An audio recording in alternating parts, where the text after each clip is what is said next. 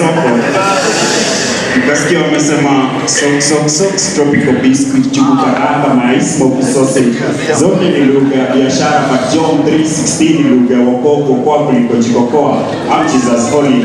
Nishaelewa haya maanake nikatama kresila yani kipaza sauti kinywani na msijesi ndani.